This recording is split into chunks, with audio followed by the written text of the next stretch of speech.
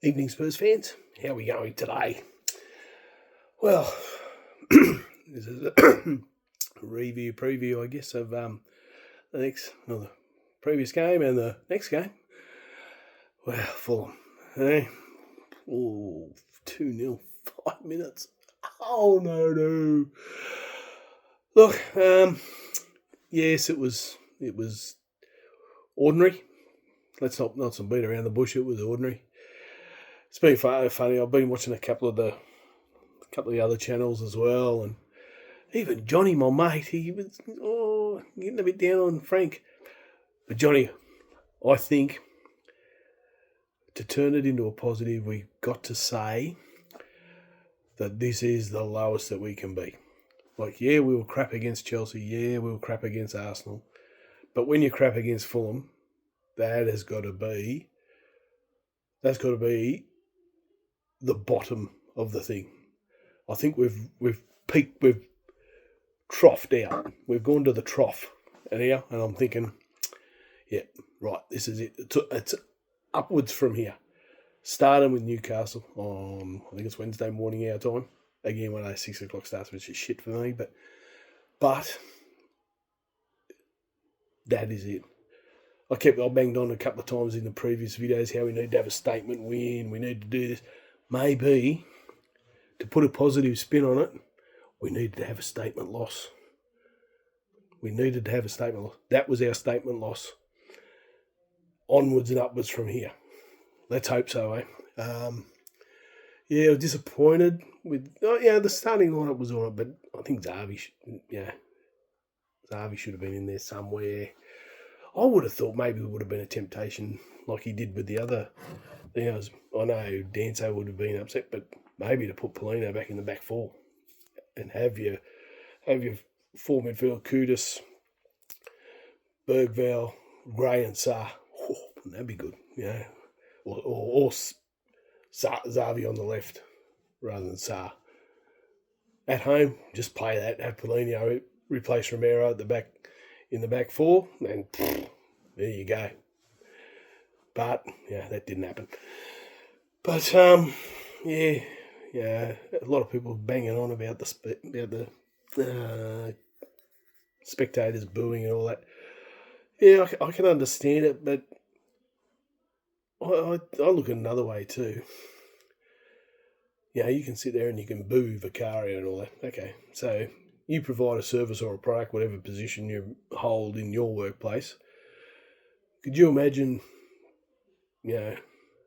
someone coming to your workplace and just hurling abuse at you and say, never do this again or never provide us with this product ever again? But you times that by, say 60 or 70% of your clientele comes and starts doing that. How are you going to feel? I can understand that, but again, all these people say, oh yeah, they pay big money and all that, but that's your choice. You've got a choice. Your choice, you pay that money and to be a season ticket holder.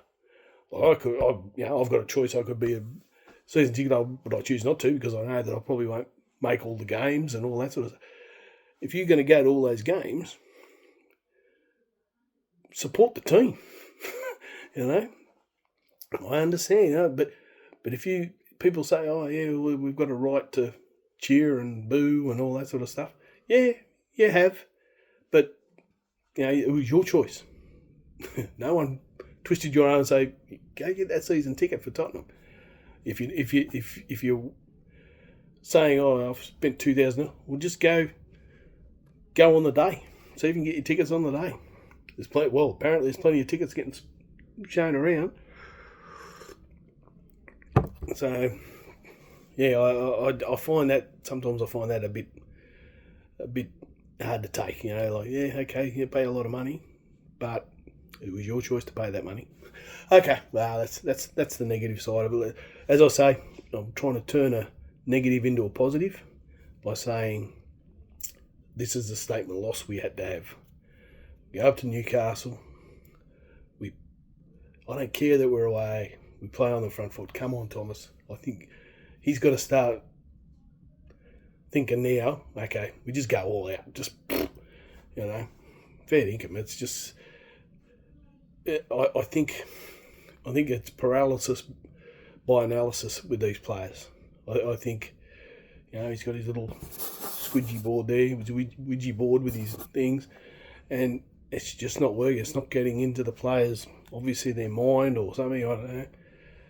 But you can't be saying, at this stage of the game we need to be here, we need to be there. It just doesn't happen like that.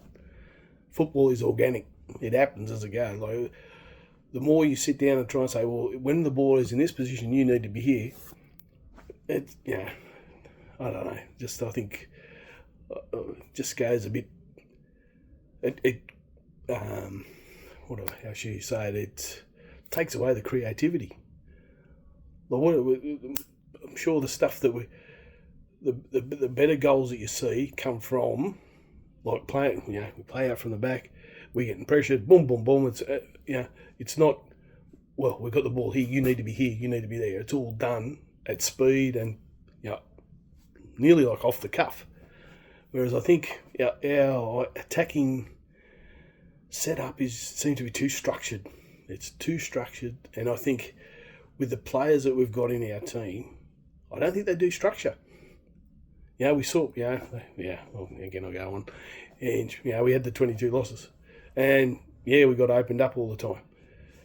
But they, again, they enjoyed playing like that. But I think if we had our full defensive squad there, we wouldn't have lost 22 games last year. Absolutely not. I don't think that would have happened. And those players were enjoying that system of play. If we had Romero, Van der Ven, Udogie and Porro for the majority of the games last year, we would not have lost 22 games. I reckon that's a fair assumption. But I digress. Newcastle. What do we do? How do we go about it? Well, again, there's got to be front foot. And, I'm thinking Burville Gray. Do we play 4-4-2? Burville Gray, Polina, Zavi. And I'd put... hang on, Burville Gray. Maybe Kudus and Moani, 2 up front. And then you bring Johnson. I'm surprised Johnson didn't get a run against Fulham. I thought he might have came on.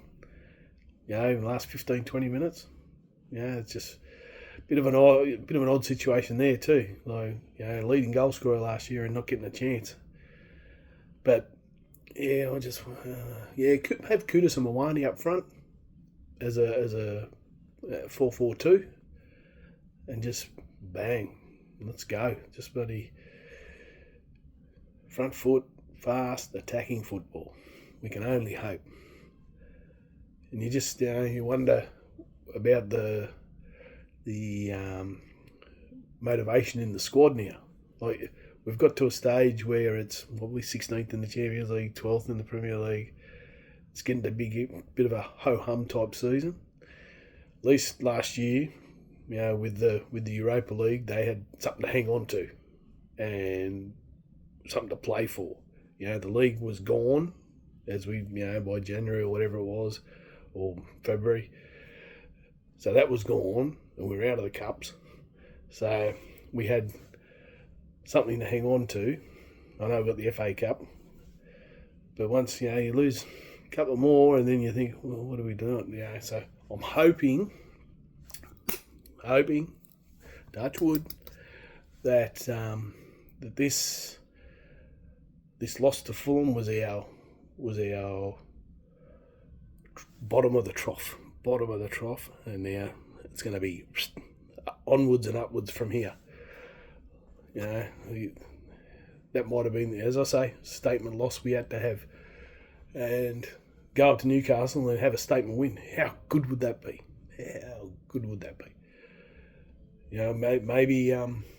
Maybe Kinski will get a crack, and we can play out from the back with a bit of confidence. Poor old Vic. Yeah, Rose Ed. That should have been in Rose Ed, but shit happens. Shit happens. You know, and you know, I believe he came out on the TV and, you know, took full responsibility, which is great. But and as a few of the other channels have said, they're getting sick of all the players' apologies.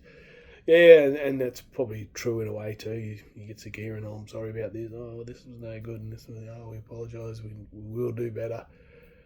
But let's just put the badge on and head up to Newcastle, play front foot attacking football, get our statement win, and get the season back on track. I'm sure it's going to happen. You know, as much as I was a huge Ange fan, and I'm disappointed with the way we're playing. A lot of people have said, you know, on various channels and all that sort of stuff, we can't be swapping managers all the time. And who are we going to get? I understand Xavi and Terzic or something is available. They're not at a club at the moment, but again, you got to come in different ideologies. You got to, you know, like we're 20 games in or whatever it is to Thomas's reign. You know, we can't be swapping them all the time. Let's hope. I read somewhere where they think they're going to pump in 100 million for players in the January. Is 100 million enough? But yeah, we spent 100 million last year, didn't we, on 2 players, Xavi and Kudus. What was that? That was 110 million or something. 100 million's not going to. That's going to scratch someone's itch for a position, but for a couple of positions, but it's not going to be enough. Again, we might be looking in the bargain basement. What is it? Might be looking at the Aldi window, not the Harrods window. We're looking in the Aldi window for those options. But yeah,